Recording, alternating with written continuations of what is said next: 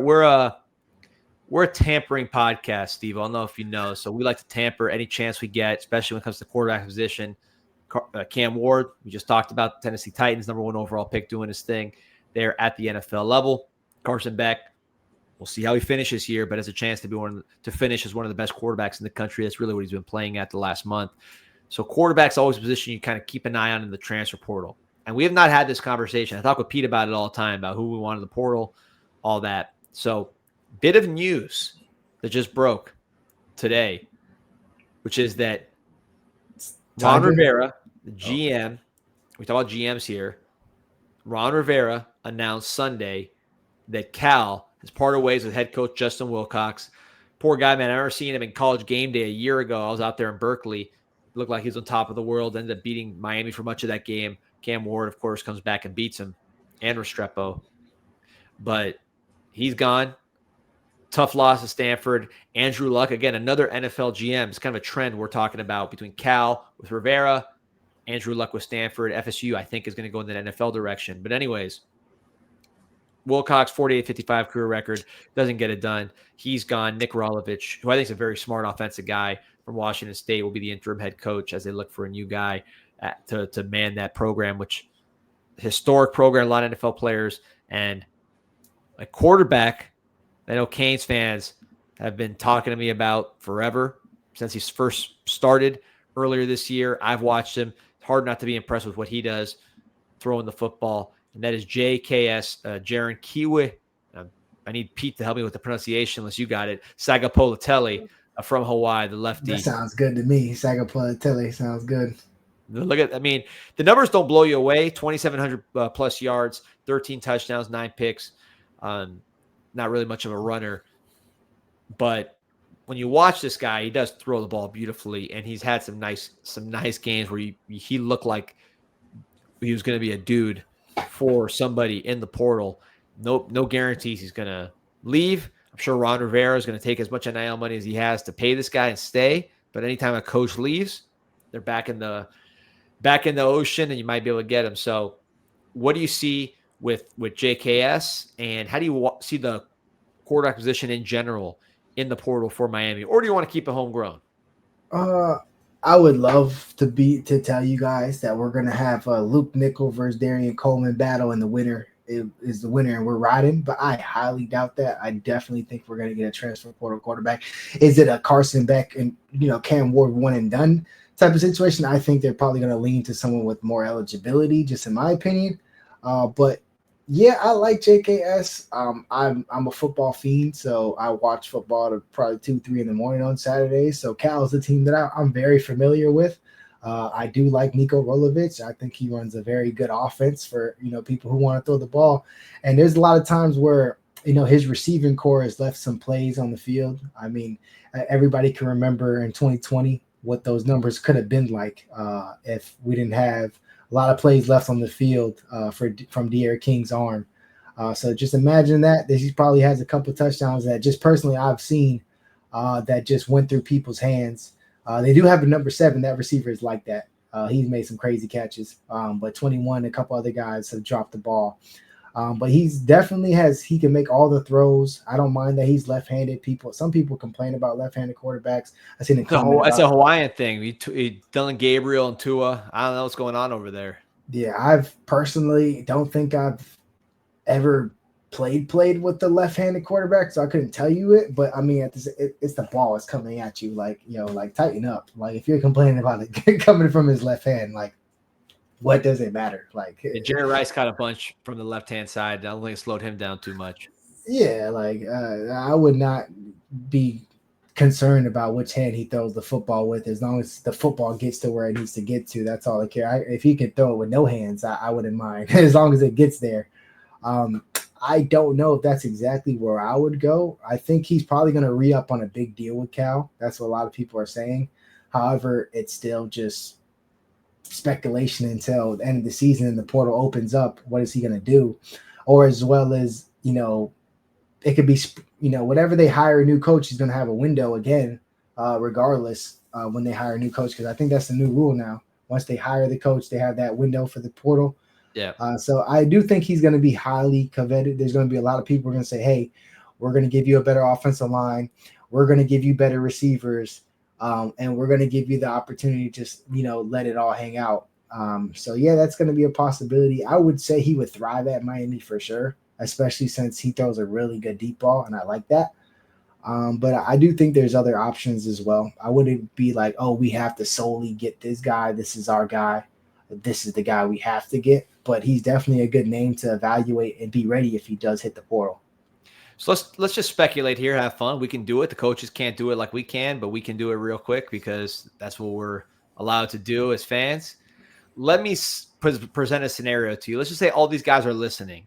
And by the way this works, agents and all these guys, they're calling teams. That's just kind of how the game is. So let's say these guys are all, maybe not necessarily in the portal, but let's say they're all available. And I don't know this for a fact. I'm just trying to read tea leaves based on coaching changes, struggles, 100%. et cetera. So here, I'm going to give you some names and just assume all these guys are in, and then you tell me who would be on top of your list and why. So let's start with JKS. Just coach is gone. Assume he's listening. I'll put Sam Levitt from Arizona State. We read that article. That's obviously a guy that could potentially be on the market dealing with a foot injury. I will throw CJ Bailey in the mix just because that game against Miami, the way he got pummeled up front, I think that left an impression on him that he might need a little bit of protection going forward. But again, this is just the scenario, so I'm just laying it out.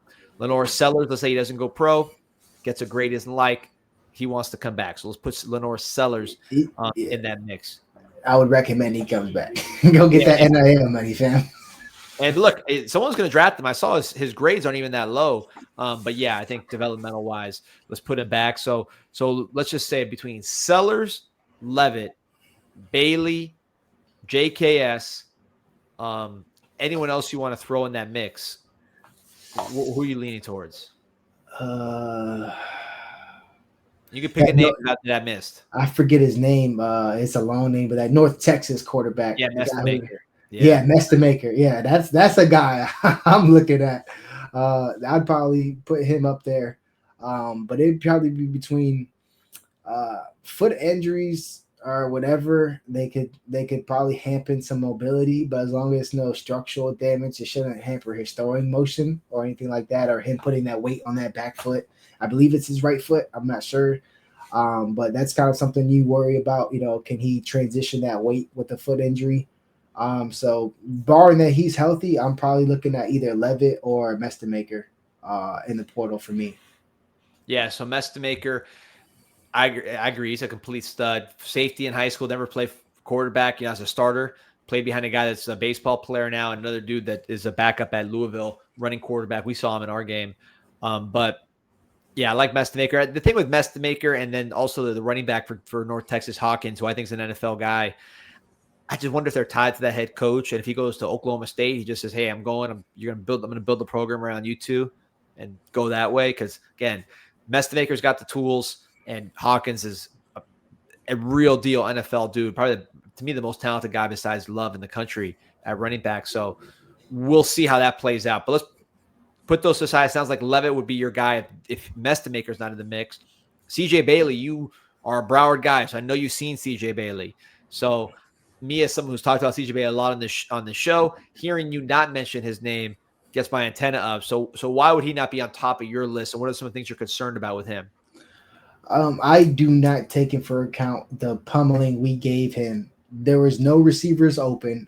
I don't think we blitzed more than that in any game this year. We sent Jacoby Thomas like 15 times on a blitz, Poison on a blitz. We sent Bryce on blitz. We were sending safeties. We had double safety blitzes like 4 times, like just straight up, just like, yo, we're gonna have caved under pressure. Bro, his offensive line had the worst. They had guys getting like 30% grades from PFF, yeah, like a full snap. Yeah, like 40%. I mean, did you see what Ahmad Moten was doing to those guys inside? I mean, it was bad. It was very bad. And then when you're playing, when you have no outlets, because we started playing press coverage behind pressure, and their DBs were clamping Damari, O'Connor, Bryce in the slot. Like, they were clamping these receivers. There was nowhere for him to throw the football. So that was just Miami finally playing a complete football game and living up to their talent. NC State was our best game of the year, playing from start to finish, just playing to our talent and to our aggressiveness. So I don't hold it too much against CJ, and I do think his receiving core has a lot to be, desired. If he has Concepcion still, he'd probably be in a lot better position because that dude's a stud.